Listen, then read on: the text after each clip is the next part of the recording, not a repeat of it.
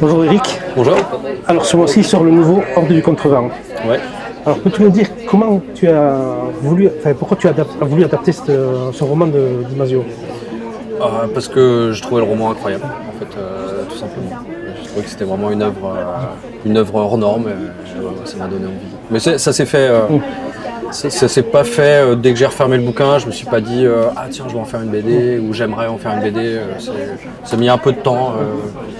Ça restait en moi, ce récit-là. J'y réfléchissais, j'y pensais, etc. Et puis un jour c'est déclenché. Je me suis dit je pourrais essayer d'en faire une BD. Ah oui, parce que le roman est quand même quelque chose d'impressionnant déjà. Et se dire adapter cet univers où on parle du vent, le vent en BD, c'est pas facile non plus de le dessiner. Bah, tout le monde me dit ça, mais c'est vraiment pas ça le plus dur. Hein. C'est pas la représentation du vent qui est complexe. Le plus complexe, c'est de traiter un groupe, en fait. Parce que bon, dans le roman, les hordiers, ils sont 23. Donc, pour ceux qui connaissent pas, voilà, ils cherchent en gros la source du vent qui souffle dans leur univers, toujours dans le même sens. Ils savent pas d'où vient ce fameux vent qui est parfois très puissant, très destructeur.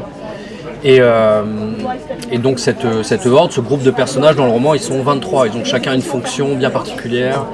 Et du coup dans la BD, moi j'ai réduit un peu le nombre de personnages, mais j'en ai quand même 17 ou 18 dès le tome 1.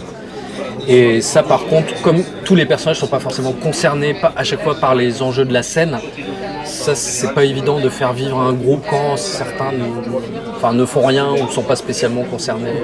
Pour moi c'était ça qui était le plus complexe à faire. Alors, tu l'as donc lu une fois, ça t'a mariné dans ta tête pour le faire, pourquoi pas l'adapter. Est-ce que tu l'as relu une deuxième fois pour l'adaptation? Là, je sais pas combien de fois je l'ai lu, mais je l'ai lu un paquet de fois. Ouais. Je l'ai lu donc la première fois. Ensuite, je l'ai relu quand j'ai eu la chance de faire une résidence à Bordeaux avec une association qui s'appelle Passage à l'art. Et ça m'a permis pendant 2 mois de travailler sur une ébauche de scénario. C'était pas signé. Alain m'avait pas dit c'est ok tu peux le faire. Je m'étais vraiment lancé. Je lui avais quand même demandé l'autorisation. Je lui ai dit j'ai une proposition de résidence sur Bordeaux. Est-ce que je peux proposer le projet de la Horde? Il m'a dit vas-y fonce. Les résidences c'est super. Voilà. Donc là j'ai relu une deuxième fois à cette occasion-là. Et puis après à chaque tome je le relis. Bon pas intégralement. Je relis quand même vraiment les scènes qui concerne l'album en question, mais je sais pas, une dizaine de fois je pense.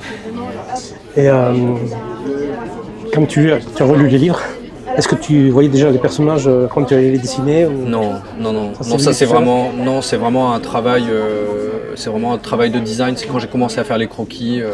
Au début, Golgoth, je l'avais fait, c'était un mec un peu barbu et tout ça. Ça n'avait rien à voir avec ce qu'il est maintenant dans le bouquin. Non. On a toujours l'impression qu'on voit les personnages, mais en tout cas moi j'ai jamais ce truc-là d'avoir une vision, lire un texte et me dire ah oui c'est comme ça et d'avoir une vision très claire et genre d'avoir plus qu'à le dessiner. Ça m'arrive jamais.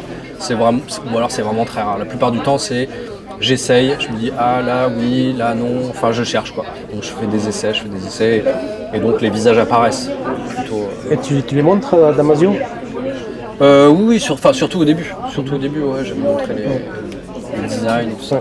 Et si tu es en désaccord avec toi, il te le dit? Oui, alors le truc c'était surtout au niveau du scénario qu'il était vraiment très présent et très attentif au départ.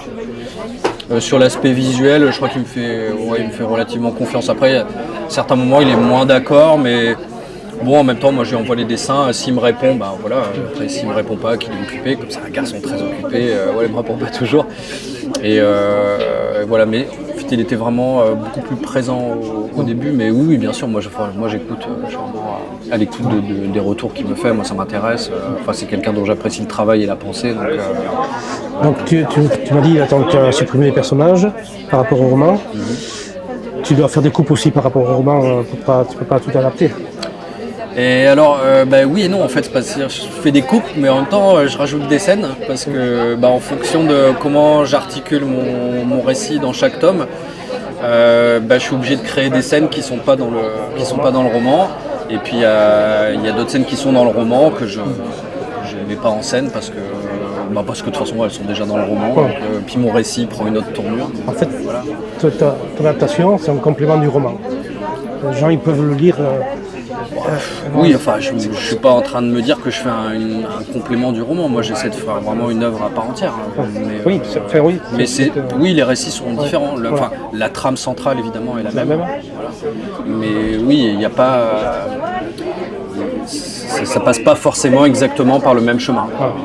C'est comme s'il y avait deux hordes, mais elles prennent pas, prennent pas le même chemin. Alors, moi, ce que je trouve, c'est que dans les 3 premiers tomes, on suit la horde cheminée pour atteindre leur but. Et là, on entre dans une cité. Et on va rester la grosse partie de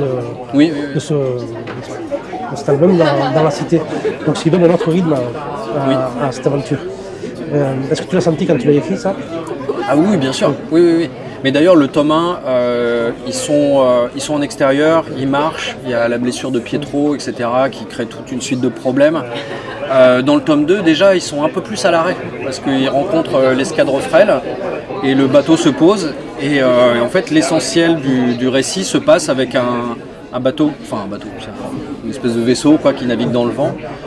Et l'essentiel du récit, c'est cette espèce de pause où il se passe plein de choses entre les Hordiers et les Fréoles, où on découvre un peu plus leur univers, en fait, différentes visions du vent, différentes façons d'être par rapport à ce vent.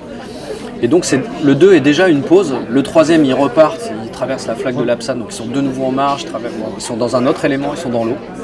Et le tome 4, hop, on a de nouveau, mais là cette fois c'est pas juste un vaisseau, c'est pas les Fréoles, c'est vraiment une cité qui s'est développée avec des enjeux politiques. Il y a beaucoup de choses qui vont se passer dans cette cité, il y a des enjeux politiques comme tu dis, mais aussi la découverte d'un traître, et plein de choses qu'on va pas te raconter. Et ce qui fait que celui-là est beaucoup plus complexe. Moi je trouve pour moi, celui-là est beaucoup plus complexe que les autres. Ouais, d'accord. Et au niveau de la lecture, est-ce que... Alors du coup c'est moi qui te pose des questions. Parce qu'en fait, il vient juste de sortir, donc j'ai pas eu beaucoup de retours de lecteurs. Mais est-ce que ça a été complexe à écrire, en fait, au niveau de l'intrigue? J'avais beaucoup de personnages qui agissaient différents, même si, par exemple, il y a la poursuite, qu'on ne voit pas, ou quasiment pas, mais qui est là et qui agit, qui fait des choses, et dont on a les conséquences des actes sur les personnages, mais on ne les voit pas faire.